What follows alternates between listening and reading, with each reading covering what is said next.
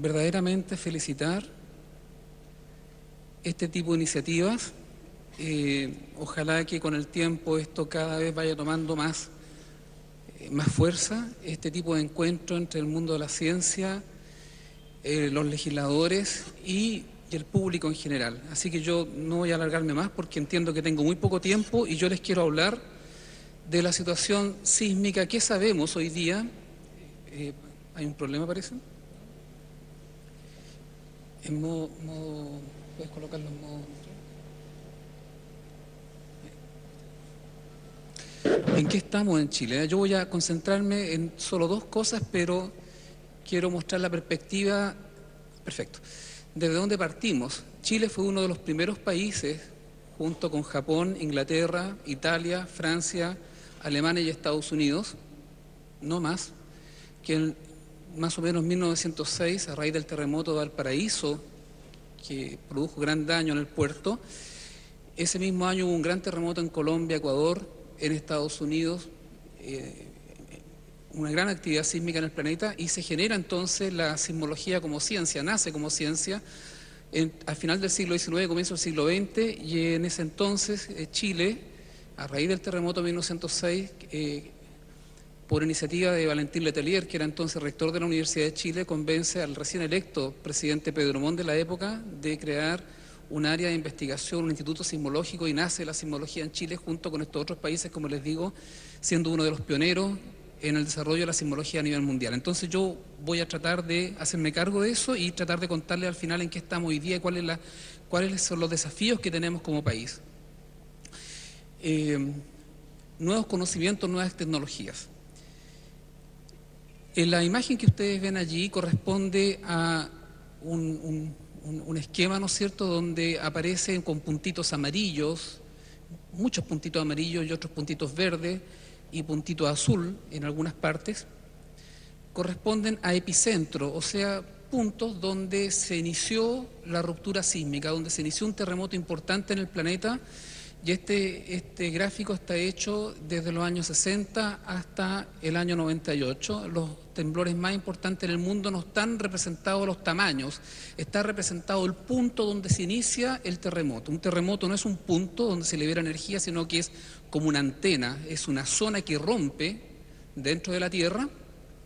Tiene un punto inicial, así como cuando uno ve que un cristal que se quiebra, se disloca, se propaga la dislocación hasta que se detiene. O sea, tiene una cierta velocidad de ruptura, se inicia en un punto y se detiene en otro. Eso es un terremoto esencialmente, así que por ejemplo el terremoto de Maule parte más o menos frente a Peyúgue, se propaga hacia el sur, pasa por Constitución y llega hasta Tirúa, unos 80 kilómetros al sur de Concepción, y hacia el norte llega un poco más al norte de Constitución, o sea, rompe algo así como 450 kilómetros.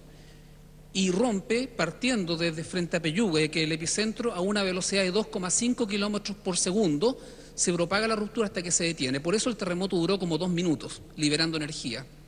Mientras más grande el terremoto, más minutos se demoran en liberar energía. Por ejemplo, el terremoto de Valdivia, en el año 60, que fue un 9,5, fue 1000 kilómetros de ruptura, parte desde la península de Arauco y termina al sur de Aysén, por allí, y esa zona entonces a una velocidad de 2,5 kilómetros por segundo tomó como 5 minutos en romper. O sea, durante 5 minutos el terremoto del 60 estuvo liberando energía. Bueno, entonces todos estos puntos que ustedes ven es una representación no más formal de los terremotos que ocurren en el planeta, y es para tener una idea de dónde estos caen, pero no nos está diciendo qué tamaño tiene cada punto.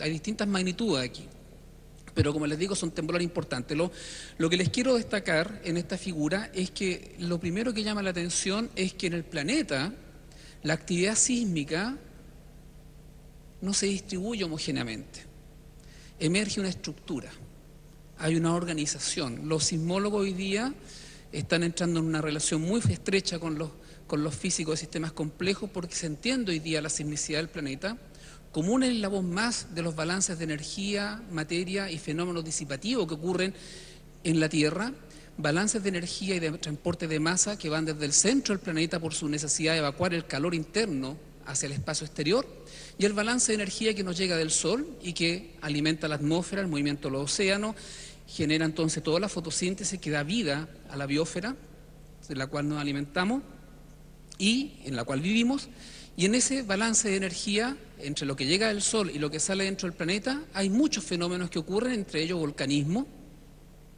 campo magnético de la Tierra, que es una manera de evacuar la energía interna, no viene del Sol, es una energía interna. Gracias al campo magnético hay vida en la Tierra, si no tuviésemos el campo magnético no tendríamos un escudo protector de la radiación del plasma solar, en fin.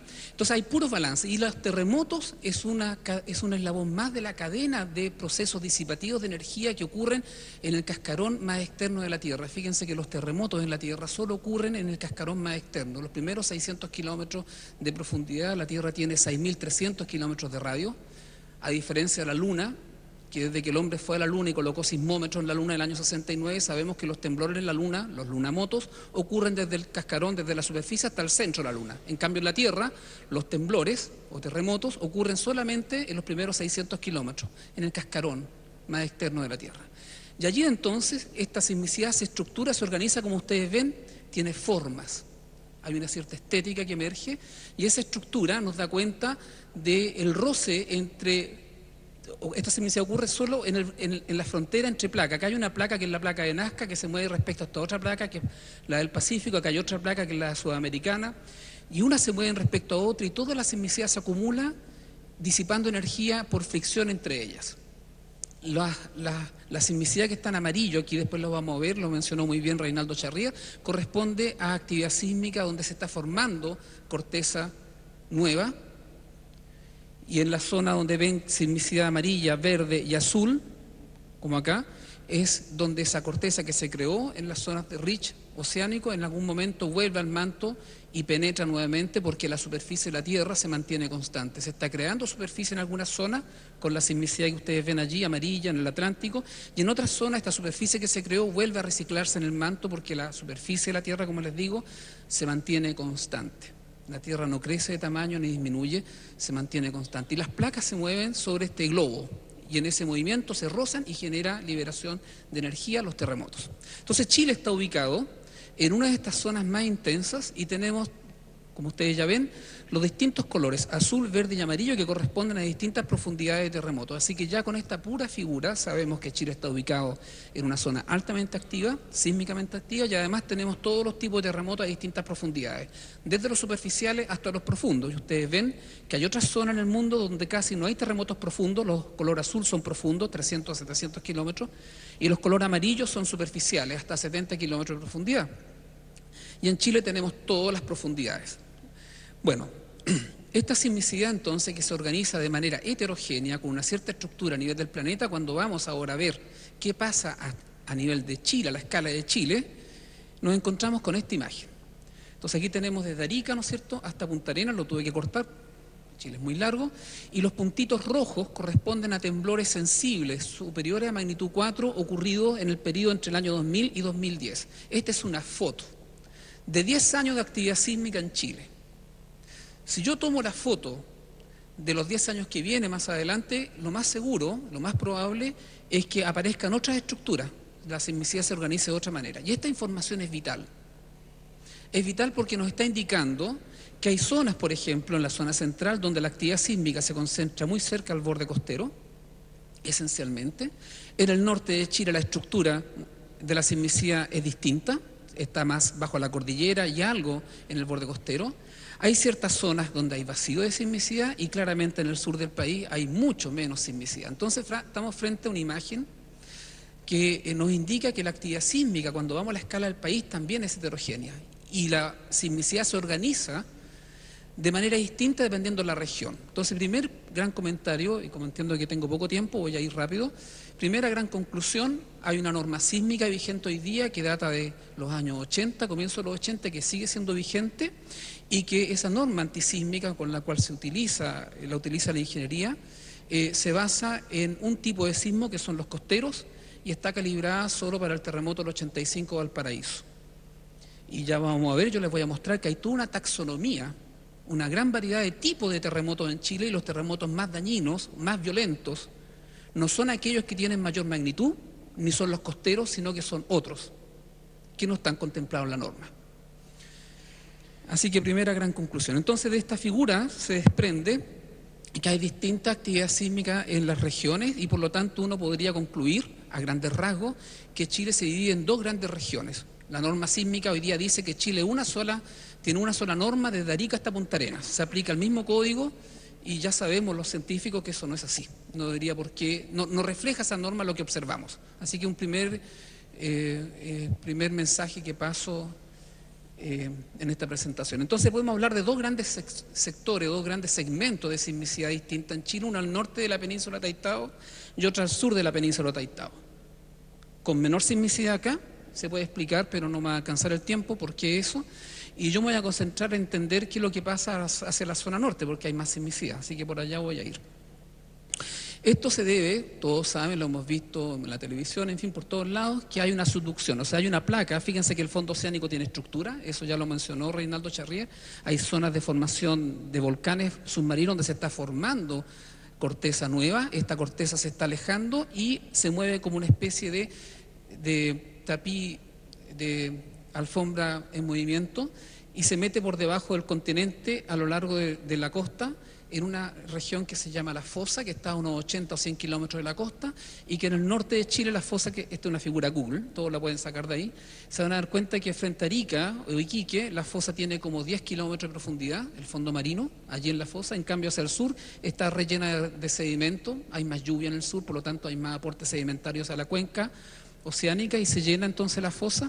Así que ese rasgo ya es importante porque tiene una incidencia enorme en la generación de tsunami. El tsunami es dominado por el tipo de terremoto si llega hasta la fosa y segundo, la profundidad de la fosa. Por lo tanto, mientras más profunda sea el agua en la fosa, mayor es el peligro de generar un gran tsunami.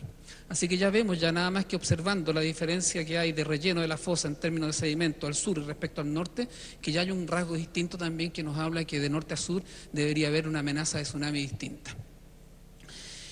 Bueno, la figura, la caricatura que está aquí indicada es para recordarme de contarles que cuando uno habla de placas, la placa no es una corteza. La corteza es una definición química, geoquímica. Alegre es especialista en geoquímica. La litósfera, que son las placas, es una definición mecánica, tiene que ver con las propiedades de rigidez del material. Entonces, la placa oceánica es un objeto, si ustedes quieren, para llevarlo rápidamente a una imagen mental, como una losa de concreto armado, más rígida que el acero, extremadamente dura, de unos 100 kilómetros de espesor, que se está metiendo por debajo del continente a una velocidad de encuentro del orden de 8 centímetros por año. Es enorme. Ahora imagínense ustedes una losa de unos 100 kilómetros de espesor, más rígida que el acero, que tiene que obligadamente doblarse para meterse por debajo del continente. La cantidad de energía acumulada allí es enorme. Estamos hablando de 100 kilómetros de espesor por miles de kilómetros de largo. Y la placa continental, la placa sudamericana, es otra losa también rígida, pero esta losa está perturbada por el nacimiento en profundidad en esta losa oceánica de magma. O sea, las magma, el volcanismo está relacionado a la subducción, este tipo de volcanismo, y la subducción a los terremotos, y eso es porque el material de la losa oceánica, que está constituido de una roca cuyo mineral principal constituyente es el olivino, muy duro, empieza a tener fusión parcial a ciertas temperaturas y presión, a unos 100 kilómetros de profundidad. Cuando se mete nuevamente en el manto empieza a tener una fusión parcial, libera agua y genera calor, libera mucho calor. Es lo que se llama, en la jerga de los científicos, una reacción exotérmica. Y al liberar mucha energía y calor, entonces esta zona, ese material se dilata, es más liviano y trata de subir. Ese es el magma y perturba el continente, la litósfera continental, la blanda. El magma sube y genera todo el volcanismo. Toda la cordillera de los Andes, desde el hemisferio norte hasta la Patagonia, es una cadena de volcanes, de erupciones volcánicas que se van acumulando una encima de otra, y como allí hay un magma que atraviesa la litósfera, en esa zona está debilitada mecánicamente el continente. ¿Se fijan? Por eso está puesto esa como curvatura. En esa zona, toda esta litósfera aquí tiene un punto de debilidad, una perturbación termal. Por lo tanto, si esta litósfera oceánica, que es el fondo oceánico, está tratando de avanzar como un bulldozer empujando, esta litósfera continental resiente ese empuje y se deforma, generando la cadena de los Andes, la cordillera. Bueno, porque allá hay una perturbación termal. No voy a seguir por ese lado, me voy a ir a concentrar entonces en los terremotos. Ya conté el cuadro, el contexto, más o menos dónde está Chile, y ya se dieron cuenta que tenemos provincias sísmicamente muy distintas y el marco general de la subducción ya queda más o menos descrito. Después voy a volver rápidamente en eso. La figura que viene a continuación es para mostrarles nuevamente en una perspectiva el borde costero de Chile, ¿no es cierto?, lo que fue el terremoto 8,8 de Maule del 2010. Fue una ruptura, como les dije, que se propaga más o menos desde el centro, de por aquí, frente a Peyúgue, Curanipe, hacia el sur y hacia el norte, rompe unos 450, 500 kilómetros de largo por unos 120 kilómetros de ancho en el plano de contacto donde las dos placas están rozando. Allí entonces se libera esa energía y lo que puse aquí en el esquema es para comparar con otro terremoto que ocurrió un año después, el terremoto de Japón de magnitud 9, el 2011, que rompe en la zona de Honshu un área de ruptura muy parecida al de Maule. Y aquí ustedes ven el tamaño de Japón y aquí ustedes ven el tamaño de Chile, y esto es para introducirles ya en el siguiente tema y no es para asustarlos. En Chile no tenemos grandes terremotos, tenemos megaterremotos. Entonces, para ya ir adelantándoles un poco, esta flecha que ustedes ven ahí corresponde al tamaño estimado de lo que fue el terremoto de 1730 y se cree que fue un terremoto al menos del tamaño del terremoto del 60.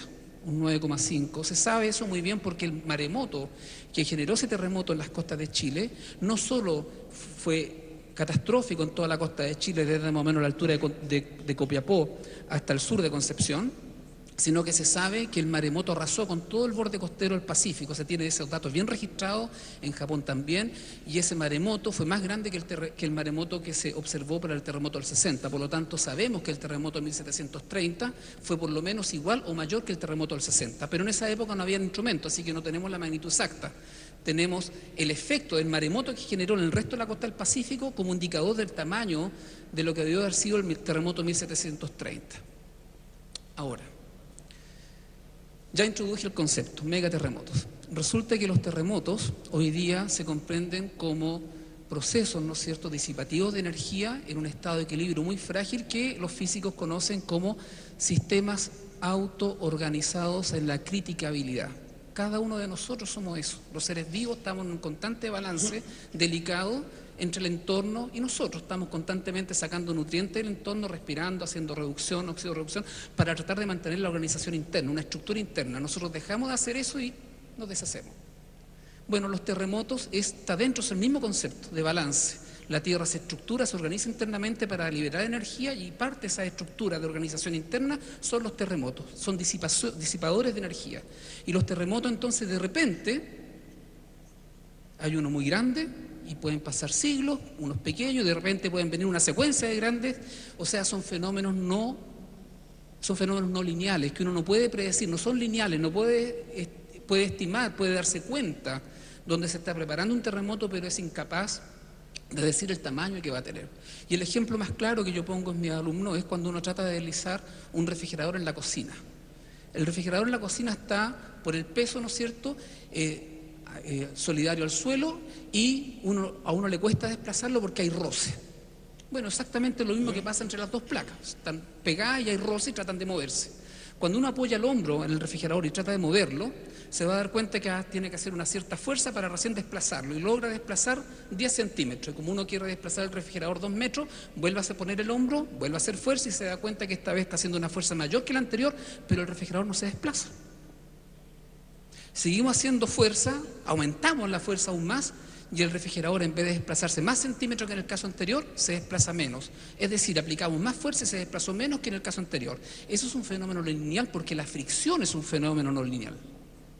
Los terremotos entonces responden de igual manera. No podemos ver cómo se está preparando uno, pero no podemos saber el tamaño que tiene. Son caóticos, son fenómenos autoorganizados en la criticabilidad.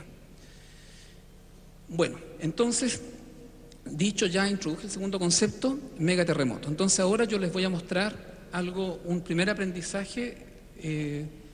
Esta es la zona entre Constitución y Tirúa, ¿no es cierto?, donde se rompe el terremoto del Maule. Esta es la fosa, esta distancia es del orden de 100 kilómetros entre la costa y la fosa. Y en esta región entonces se produce el terremoto, y la figura que viene les muestra esta es la escala, el desplazamiento vertical del fondo oceánico durante el terremoto. El terremoto se produce un deslizamiento de una placa respecto a otra y eso genera un movimiento vertical del fondo oceánico como un émbolo y eso levanta una columna de agua y eso genera el tsunami. Ahora lo interesante es que la zona donde hubo mayor deslizamiento vertical en el fondo oceánico, donde hubo mayor energía liberada del terremoto, fue la zona frente a Constitución y frente a Tirúa. La zona epicentral que está ubicada aquí con ese rombo, que es donde parte el terremoto, es el epicentro, casi no tiene liberación de energía importante para generar tsunami. Fíjense que yo voy a aprovechar un tercer mensaje de enviar inmediatamente. Una de las dimensiones importantes de gestión de emergencia, cuando ocurren estas catástrofes, que en Chile las tenemos muy frecuentes, es la capacidad de poder ir en ayuda de la zona amagada rápidamente. Es decir, ir con los fondos, con los recursos, con la capacidad logística necesaria, desde bomberos, ambulancia y recursos de dinero para poder ir en ayuda de la gente, ¿no es cierto? Y volver a levantar la actividad en esa región que quedó afectada. Bueno, el criterio que se utilizó para poder definir la distribución de los recursos necesarios a la zona amagada del terremoto del Maule fue a través de isocistas. Se tomó el hipocentro como la zona de mayor daño y a medida que nos alejábamos por curvas isocistas, las comunidades fueron recibiendo menos ayuda. Y lo que vemos acá nosotros, después de estudiar el terremoto, es que pasó todo lo contrario. Las zonas más dañadas, donde se liberó más energía, son las zonas extremas del terremoto de 500 kilómetros de extensión. O sea, hay una primera lección que yo quiero transmitir, y tengo pocas oportunidades para contar esto, entonces lo aprovecho a contar acá. Bueno, esto lo muestro porque, curiosamente, no sé si ustedes se acuerdan, la zona donde hubo mayor cantidad de muertos por el tsunami fue en la zona Constitución. Aquí, toda la zona costera, por supuesto, murió mucha gente, pero la mayor cantidad, del orden de 100 personas o más, murió en la zona Constitución. Hay un informe muy bueno del Servicio Médico Legal que explica eso bastante bien. Y lo interesante es que la segunda zona donde hay mayor cantidad de deslizamiento al fondo oceánico y de generación de maremoto, que queda representado en esta figura, fíjense que aquí las barras en color rojo, estos son metros, esta es la altura del tsunami a lo largo de la costa. No se fijen en las barras azules, solo en las barras rojas. Las barras rojas me indican la altura de ola, hasta dónde llegó, el run-up que se conoce, hasta dónde llegó, hasta dónde ingresó el mar en altura respecto al nivel medio normal del mar. Y uno puede ver que a lo largo de toda la costa, el promedio fue más o menos 10 metros del tsunami, 10 metros. Y hay dos zonas que destacan, Constitución casi 28 metros y Tirúa casi 23 metros. Hay dos zonas donde el maremoto fue severo y eso coincide con lo que los sismólogos encontramos, cómo se liberó la energía en el fondo oceánico, cómo se generó tsunami eficientemente, que fue en la zona extrema y no en la zona central. Ahora, lo que les quiero comentar de esta figura es que en esta región, que es la región de la Araucanía, donde hay una cultura ancestral de los mapuches, no hubo ningún muerto. Porque allí había un relato, Tren Tren y Caicay, y esos relatos sirvieron de contención frente a la contingencia. La gente, aunque no era un relato científico racional occidental, son saberes que están instalados y que permiten enfrentar una contingencia de una manera mucho más resiliente.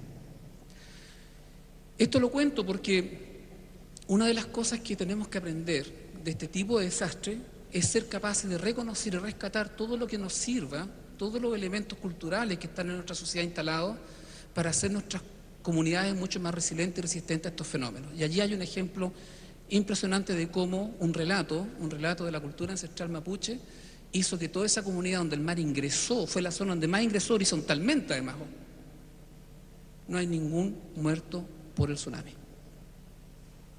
Todo el resto del territorio hubo muchas víctimas. Bueno, dicho eso entonces, y ahora me salto, voy a ir rápido. ¿Cuánto me queda? ¿5? ¿10? Ya me pasé. Me dijeron que tenía re poco tiempo, entonces. Lo que quiero mostrar acá es que esto es un estudio que acaba de salir el 2012, estudiando los terremotos antiguos. Es un trabajo de chino, pero en fin, esto muestra el tamaño del terremoto de 1730. Yo ya les dije que es una antena, un terremoto no es un punto, es toda una zona que se disloca y que libera energía. Es enorme el terremoto de 1730, pero resulta que desde 1751 también, ya en 1657, Este es el terremoto del Maule, para que vean que a pesar de ser un 8.8 es relativamente pequeño comparado con los otros. O sea, Chile históricamente hacia atrás tiene en esa zona megaterremotos. Estamos hablando de megaterremoto cuando sobre 8,5. Para ponernos en escala, el terremoto de Valparaíso el 3 de marzo del año 85 ni siquiera tuvo una magnitud 8, fue un 7,8. Y las escalas de magnitudes no son lineales, son logarítmicas. Por lo tanto, entre un 7,8 y un 8,8 hay 30 veces más energía. O sea, para hacer un 8,8 yo necesito 30 terremotos de Valparaíso del 3 de marzo del 85 liberadas energía juntas. 30 terremotos del 85 liberados de una sola vez al mismo tiempo para hacer recién un 8,8. Entonces, ya. El paso siguiente, y ya con esto termino el contexto, me quedan 2 transparencias para hablar del contexto, y un poco para convencerlo que Chile es un país sísmico. En este gráfico, que no es hecho por nosotros, sino que hay un centro internacional en Lovaina, en Bélgica, que recopila todos los desastres naturales, incluidos desastres de enfermedad, en fin. Bueno, este gráfico habla por sí solo. En todo el siglo XX, de 1900 hasta el año 2012, los daños, las pérdidas más extremas en Chile, es cierto que hay inundaciones, cambio climático, inestabilidades gravitacionales de repente, en fin, vienen esencialmente por terremoto y tsunami, más del 98%. Esta otra figura trata de decirnos lo siguiente: si uno toma toda la energía liberada por el planeta, por terremotos, el 85-87% de esa energía viene de zonas de subducción, como la chilena, Nueva Zelanda, Japón, México, Alaska, Kamchatka, todas las zonas de subducción, Sumatra. Si uno toma nada más que la zona de subducción en el mundo, esa contribuye con el 85-87% de toda la energía liberada desde que hay instrumentos instalados en el planeta. El hombre, desde que ha logrado medir los terremotos, esa es la conclusión. La mayor cantidad de energía viene de la zona de subducción. Ahora, si uno toma la zona de subducción en el mundo y dice, bueno, ¿cuál entre ellas es la que libera más energía? Esa es esa gráfica. En Chile se ha liberado el 43% de la energía de toda la zona de subducción en el mundo. Así que lejos nos coloca en el país más sísmico. Ahora uno puede decir, bueno, esto es un sesgo. Así como yo les mostré la sismicidad en Chile en 10 años, yo les dije que si yo tomo otros 10 años quizás es otra, porque son fotos y la sismicidad se mueve, se estructura. Alguien puede decirme, bueno, eso es una conjetura, puede que no sea así el siglo pasado, pero si uno va por ejemplo, a los terremotos destructores que hubo en el siglo pasado. En Chile se encuentra con el listado, muchos de ustedes se van a acordar porque los abuelos, los papás les contaron. Por ejemplo, el terremoto del año 60, que el 60B, que un 9,5 tuvo un precursor 24 horas antes que tuvo un magnitud 8,2, pero todos se olvidan de eso.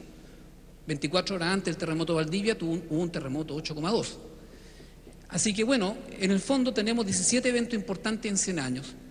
De esos, 14 de ellos fueron severos, o sea, generaron tremendos daños, impacto a la economía y a la gente, hubo pérdida de vida humana y todo. En promedio, entonces, en Chile tenemos un terremoto destructivo cada 6 o 7 años. Esa es nuestra realidad si uno toma los últimos 100 años. Ahora, uno puede decir, bueno, esto quizás no es cierto si uno va más atrás, no habían instrumentos en el siglo XIX, pero si uno va al siglo XIX y se queda con los 4 megaterremotos que conmovieron al planeta por los maremotos que generaron, de esos hay 4 que sobresalen, 4 megaterremotos. Uno fue en Kamchatka, en Rusia, y los otros 3 fueron en Chile. El de Concepción, de 1835, que lo describe muy bien Darwin, el de 1868 de Arica y 1877 de Iquique. O sea que vamos al siglo XIX y nos encontramos con la misma realidad. Bueno, en resumen, este es un gráfico que no alcanza a salir acá, pero no es hecho por mí, yo lo completé. Es un gráfico donde todos los cuadraditos que están aquí con naranjo son terremotos chilenos, los otros no son chilenos. Y son terremotos sobre 8, fíjense que ahí está el corte. Aquí, este es un gráfico que muestra los terremotos importantes en el planeta. Así que nosotros aportamos en el siglo pasado una buena cantidad de esos terremotos, pero más aún, si uno toma en cuenta los terremotos que produjeron daño en Chile, que yo les dije hace un rato que no necesariamente son los que tienen mayor magnitud, uno se encuentra con este otro listado, el de Chillán, que es el terremoto más dañino que ha tenido Chile, ni siquiera tuvo una magnitud 8. El terremoto de Chillán Las cifras yo las he escuchado de distinto tipo, 28.000 muertos, 30.000 muertos, 10.000 muertos, no importa. Fue una zona que quedó devastada, una ciudad, ahora se llama Chillán Viejo, Chillán Nuevo a causa de ese terremoto. Fue un terremoto devastador. Y ese terremoto ni siquiera fue costero, ni siquiera fue cerca de la superficie. Los terremotos costeros están a 30 kilómetros de profundidad. El terremoto chillán estuvo como 80 o 100 kilómetros de profundidad y sin embargo devastó toda esa zona centro-sur de Chile. Ese ha sido el más destructivo de todo y tuvo una magnitud 7,8. Ni siquiera es 8. Está por debajo de esta línea, por eso los puse aparte. Hay otros que no están acá, ustedes se acuerdan, el terremoto Tarapacá del 2005, pero como fue en el desierto, no hubo ningún daño, pasó piola. Pero bueno, aquí está el listado de terremotos que han producido daño y que no tienen ni siquiera magnitud 8 para que se den cuenta que el tema sísmico en Chile es un tema muy serio que no tiene que ver solamente con los grandes terremotos. Los terremotos tienen distintos niveles de agresividad en función del tipo de terremoto y ahí voy a ir ahora, la taxonomía de terremoto. Pero antes les quiero contar lo que significa para el país en términos de costo para el terremoto. ¿Me puedo pasar? La gente lo pide, así que...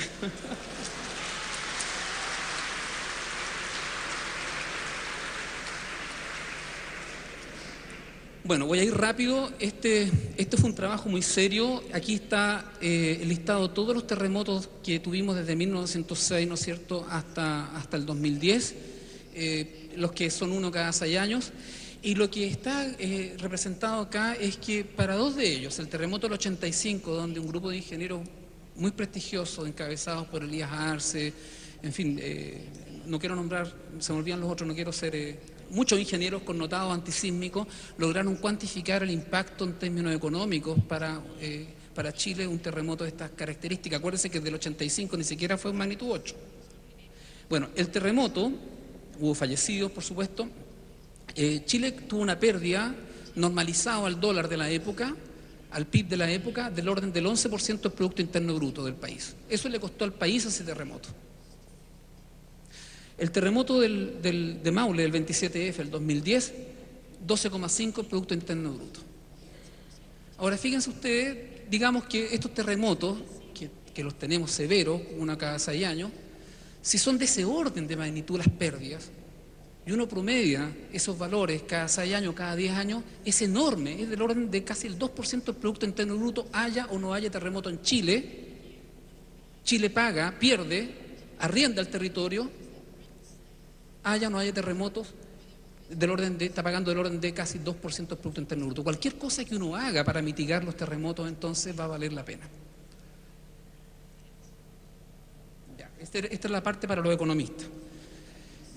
Entonces, puedo pasar ahora a hacer una primera gran síntesis. Es lo que yo le llamo el problema sísmico nacional. Y el problema sísmico nacional entonces tiene distintas aristas, distintas dimensiones. Voy a partir con la primera, que tiene que ver con el escenario de la amenaza. ¿En qué consiste nuestro escenario de amenaza? Nuestro escenario de amenaza es que tenemos los megaterremotos, no solo grandes, sino que tenemos mega cada cierto tiempo, viene uno enorme. Sabemos 1730 y otros más también. Tenemos todos los tipos de fuentes sísmicas, ya les voy a mostrar eso. O sea, tenemos terremotos profundos que no son costeros, tenemos terremotos asociados a la cordillera que son muy superficiales, a fallas activas, allí donde queremos poner represas, allí donde están cerca las zonas urbanas, allí hay terremotos y esos son mucho más complicados de estimar porque son terremotos mucho más difíciles de capturar lo observable necesario para poder identificar dónde se está preparando uno de ellos. Eso nos pilla mucho más de sorpresa que los terremotos costeros. Entonces tenemos distintos tipos de terremotos. Y tenemos una alta productividad sísmica, es decir, en Chile, ustedes vieron la figura, tomé 10 años, estaba lleno de temblores. Eso no pasa en California, en Estados Unidos.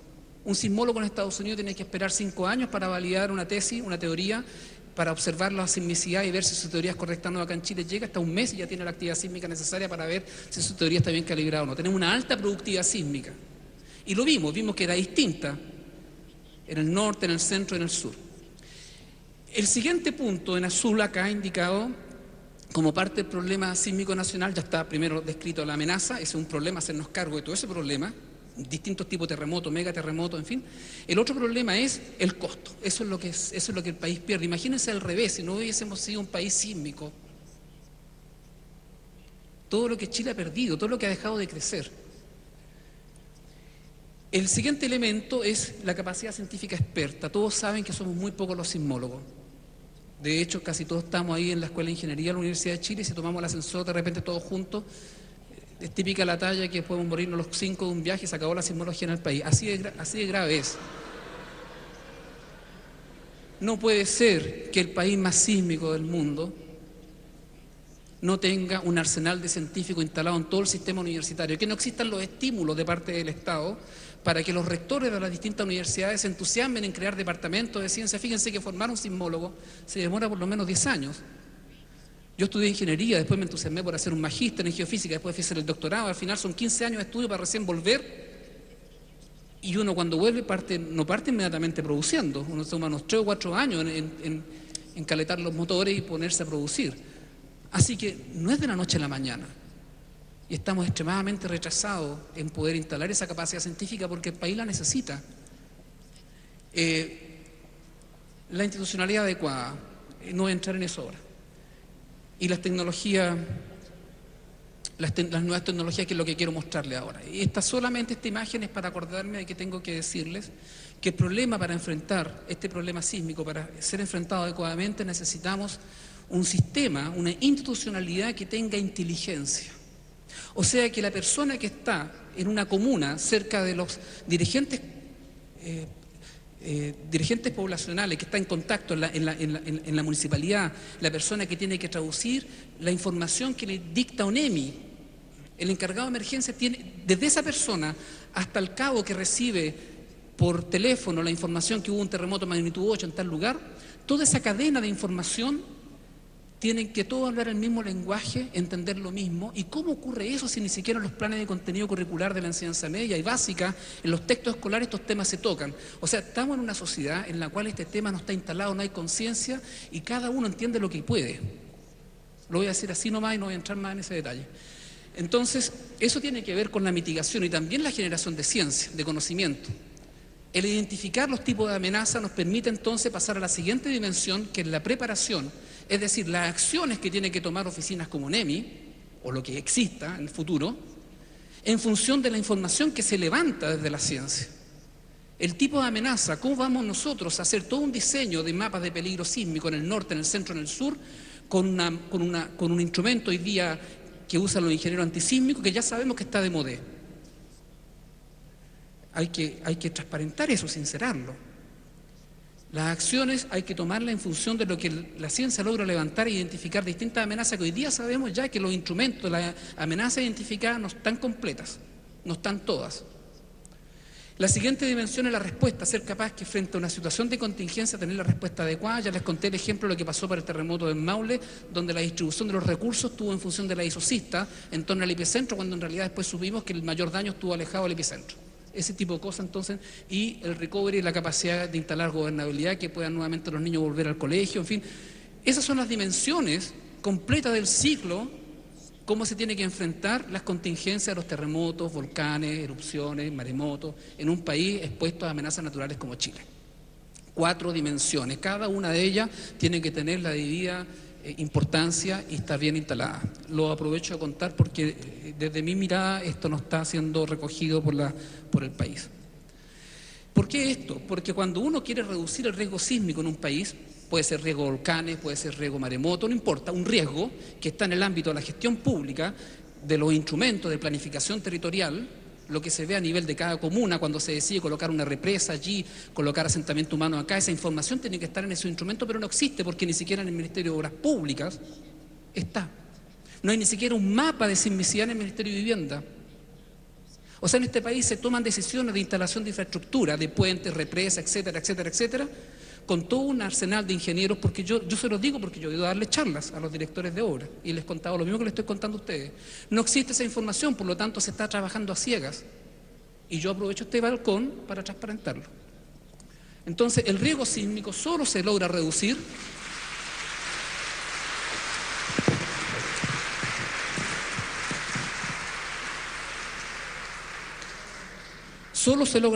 en una sociedad cuando la sociedad logra controlar este factor, la vulnerabilidad. Fíjense que el riesgo depende del peligro, la amenaza a la que está expuesta una determinada región, comuna, por la vulnerabilidad. ¿Cuál vulnerable es?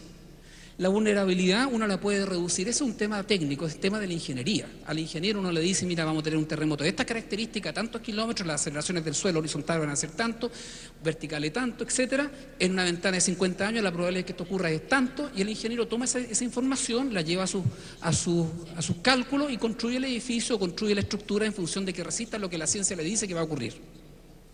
Es decir, cuando la ciencia logra identificar bien las amenazas, que esto siempre va a ser distinto de cero, no lo podemos controlar, lo único que nos corresponde como sociedad es tener el arsenal de científicos necesario para poderla identificar en cada zona del territorio. Una vez que uno la identifica, dice, esto va a ser de este tamaño, aquí tenemos este otro tipo de amenaza, eso se le entrega, esa información uno se la entrega al ingeniero y logra entonces hacer que la estructura que va a diseñar tenga vulnerabilidad cero. Entonces, no importa cuál es el valor del peligro, la amenaza en una determinada región.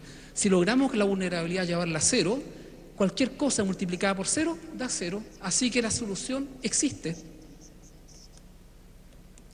El problema es que esta ecuación, que aprovecho de contársela, que es muy sencilla, ojalá que la conozca todo el país. Eso es lo que tenemos que hacer, ser capaces de integrar esto de una manera armoniosa y virtuosa. Este es un ejemplo entonces de cómo esto en Nueva Zelanda fue un terremoto en 1982, la ruptura sísmica, como les dije que una dislocación en la corteza, pasó por aquí, se propagó y todas estas estructuras estaban sentadas encima del terremoto, ni siquiera estaba a 30 kilómetros de profundidad ni a 100 kilómetros, el terremoto pasó por al lado y todas esas estructuras lograron mantenerse en pie porque allí funcionó, había una amenaza, la vulnerabilidad era cero, así que el riesgo cero. La siguiente es lo contrario. Ahí ustedes tienen, esto fue en Izmit, en Turquía, el año 99, cómo la ruptura pasa por todo un complejo de edificios, colapsaron todo. En Colombia lo mismo pasó ese año. Eso es lo que no tenemos que nosotros hacer. Estamos atrasados. Y yo partí contándoles que Chile partió como caballo inglés. Partió junto con un grupo de países muy connotados desarrollando la sismología a nivel mundial. Algo nos pasó en el camino. Bueno, voy a ir ahora entonces, y con esto termino, desde dónde partimos, a dónde estamos hoy y cuáles son las nuevas tecnologías y qué es lo que podemos identificar como amenaza, qué es lo que existe. Les quiero mostrar algo, porque no les puedo mostrar todo, cuáles son las nuevas tecnologías que hoy día en el mundo de la ciencia disponemos. El grupo nuestro, y esto quiero contárselo con mucho orgullo, el grupo nuestro hace unos 14 años atrás estableció un vínculo, un trabajo muy fuerte con un grupo alemán y grupo francés y un grupo de Estados Unidos, con Arizona y Caltech, y montamos un laboratorio internacional para el estudio de terremotos. Eso existe en la Universidad de Chile hace 14 años. Y el resultado de esa colaboración, hay estudiantes de doctorado, magíster que están en el circuito, estamos tratando de animar eso, y el resultado de eso ya dio frutos. El terremoto del Maule, nosotros logramos identificar cómo se estaba preparando el terremoto, con años de anticipación, logramos publicar, logramos contarlo en Congreso, yo lo conté en el Congreso, lo fui a la Cámara de Diputados, lo hablé por todos lados, que estábamos viendo cómo se estaba preparando un terremoto. Entonces algo parecido les voy a mostrar ahora, les voy a mostrar lo que observamos en el norte. El terremoto del Maule nosotros fuimos capaces de identificarlo y publicar, y es el único grupo a nivel mundial hasta el día de hoy que ha logrado hacer eso.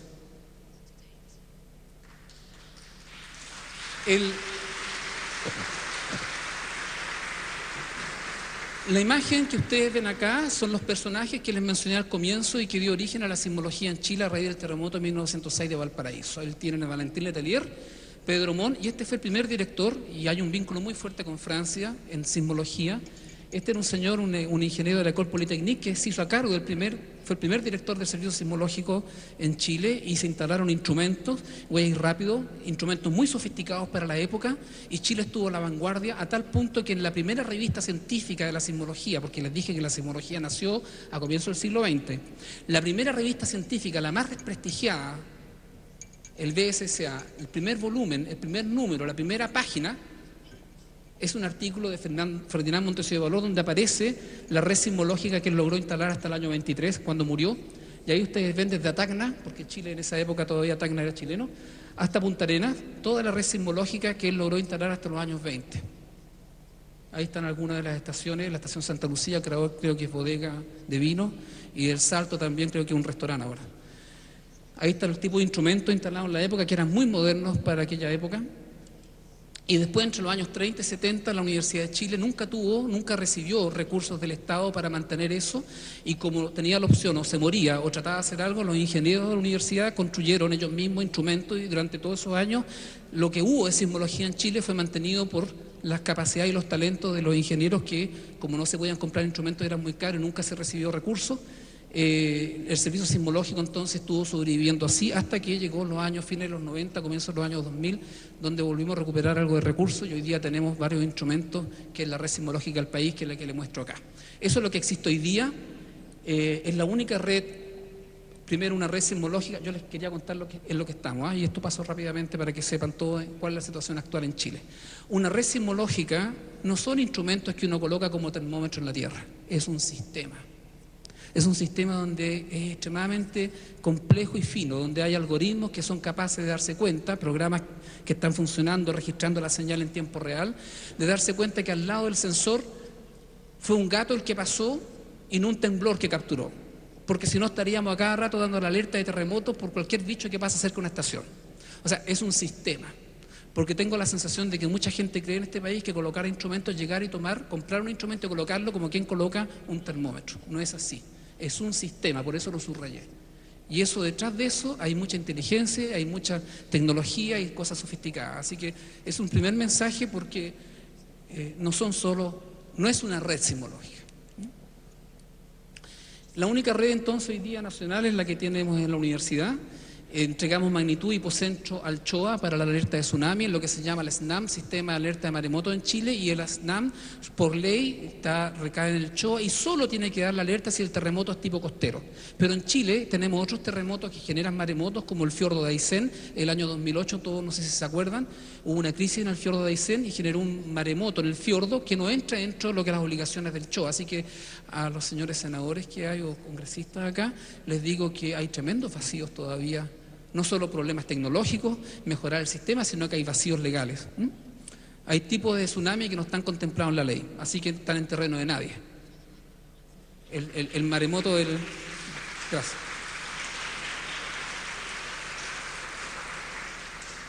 Bueno, esto es para mostrarle que tenemos distintos tipos de sistemas funcionando en tiempo real, y voy a pasar rápido porque ustedes me tienen que creer que las cosas son como yo les digo. En realidad hay 24 horas de turno desde agosto del 2010, después del terremoto del 27F, el Estado se dio cuenta que no tenía recursos, no le asignaba recursos a la universidad para poder tener personal las 24 horas, así que desde esa época que tenemos un sistema, una fase W, que es un sistema muy moderno que se instaló en Chile, en Japón y en Francia, y ahora se está instalando en otros lados, para poder dar alerta de tsunami. En Chile tenemos, les digo, la tecnología, la capacidad de darnos cuenta cuando un terremoto puede generar tsunami. Lo que no tenemos es la robustez en la transmisión satelital, porque es carísima, no tenemos todos los instrumentos, pero el conocimiento tecnológico está instalado. Es una buena noticia. Esto es para mostrarles rápidamente lo que es una red sismológica en el norte. Hay más de 8 millones de dólares puestos allí por colaboración con Francia y Alemania, y ahora paso rápidamente. Así como los astrónomos muestran sus telescopios, nosotros los sismólogos, en vez de mirar hacia arriba, miramos hacia adentro. Entonces necesitamos estaciones sismológicas, y para poder convencerlo de que cada uno de esos puntos que está ahí, que es una estación sismológica en el norte de investigación, es algo sofisticado, para instalar una estación uno tarda meses. Lo digo porque ustedes saben que se han encontrado varios instrumentos que todavía no se instalan, son como 600, no se van a instalar en 6 meses porque cada estación a nosotros nos costó instalar 6 meses. Hay que hacer forado en la roca, hay que contratar las empresas, hay que detectar los sitios, etcétera, hacer calibración. A veces el sitio no sirve porque es muy ruidoso, así que esas 600 estaciones vamos a tener varios años instalando. Eso se los digo para que no se hagan falsas expectativas. No es que nosotros trabajemos poco o lento, es para que sepan la dimensión del problema. Estos son estaciones sismológicas que tenemos. No son instrumentos que se colocan en la tierra. Son cosas que tienen que tener control de presión y temperatura, sofisticadas, en zonas donde no haya nivel de ruido. En fin, esta la traje nada más que para poder pasar el mensaje. Esta la tenemos en Coyhaique, en fin. Ya, entonces, ¿qué hemos aprendido? Voy a saltarme esto. Cuando nosotros tenemos una subducción, voy a hablar de la falla San Ramón ahora y después del norte. Y con esto termino. Cuando tenemos, esto es una caricatura que hacemos, además de metalenguaje, los científicos usamos caricatura. Entonces, aquí lo que ustedes ven es la placa de Nazca en un dibujo, en un esquema que tiene unos 100 kilómetros de espesor, que es muy rígida y fría y que se encuentra con la otra placa sudamericana, y la placa sudamericana está hecha de rocas cuyo mineral principal es el cuarzo, que es más blandito y más liviano que el olivino, que es un cristal más denso y más duro que constituye la placa de Nazca. En el fondo, lo que quiero decir es que esto es un bulldozer que no se deforma y empuja al continente, así que toda la deformación la absorbe el continente. Así que estamos sonados. La explicación de la cordillera de los Andes no es solo volcánica, sino que además está comprimida. Entonces hay volcán más deformación, hay formación de los Andes. Los Andes es la segunda cadena de montañas más importante del planeta después de los Himalayas. El Aconcagua tiene 7 kilómetros de altura y hay conchitas marinas en la punta de la cordillera. Eso quiere decir que hace años atrás, millones de años atrás, estaba abajo del mar. Los geólogos han datado que eso fue en el Mioceno. Supongamos 10 millones de años, que es más o menos el cálculo. Eso significa que la montaña, la cordillera, se está levantando casi del orden de fracciones de milímetros por año. Eso es mucho. Por eso que la cordillera ustedes la ven, está puntiaguda, a pesar de que hay lluvia, hay meteorización, hay hielo. No están como las colinas, la Toscana en el norte de Italia, las colinas están suavecitas y limadas y erosionadas. Nuestra cordillera es puntiaguda, es porque el fenómeno que hace montañas más rápido que la erosión. O sea, lo que quiero decir es que hay una tremenda deformación para hacer la cordillera y esos son terremotos. La cordillera se hace por falla y las fallas son terremotos. Así que también tenemos terremotos en la cordillera y para allá voy. Entonces aquí está la primera esquema de taxonomía de los terremotos. Este es el corte. Este es un corte vertical, fíjense que estos son kilómetros, aquí están metros para poder dibujar la cordillera. Este es el Valle Central, la cordillera de la costa, la cordillera de los Andes, el lado argentino que es plano. Aquí está la zona de la costa y aquí está la fosa. Y todos los puntos que ustedes ven ahí de puntito verde son epicentros. Y los epicentros nos va mostrando por dónde va la placa metiéndose en el manto nuevamente, hasta 300 kilómetros de profundidad. Y bajo Santiago está acá, tenemos actividad sísmica más o menos 100 kilómetros. Tenemos temblores acá, temblores por acá, temblores por allá arriba. Bueno, entonces voy a ir rápido. Este bulldozer, que es la subducción, entonces deforma el continente y lo deforma generando la cordillera de los Andes con los volcanes, y el lado argentino está liso, fíjense que no se deforma. Toda la deformación está curiosamente a una distancia casi constante de la costa, casi a 150 o 200 kilómetros. Ustedes van desde el sur de Chile y llegan hasta Canadá. Siempre lo mismo, los volcanes están a la misma distancia. Eso es porque todo eso está controlado por la geometría, cómo se mete este bulldozer por debajo. Bueno, en toda esta deformación entonces la cordillera es a través de fallas y las fallas son temblores. Y aquí les muestro entonces la falla San Ramón. Ustedes ven aquí el río Mapocho que sale, este es Santiago, este es el río Maipo, ahí está el Cerro San Cristóbal, este es la quebrada de Macul. Toda esta zona detectamos que hay una falla. Y esa falla, voy a ir rápido, está asociada a actividad sísmica. Todos estos puntitos que ustedes ven, ahí está Santiago, todos estos puntitos que ustedes ven son epicentros en la zona cordillerana que descubrimos cuando empezamos a instalar instrumentos sismológicos.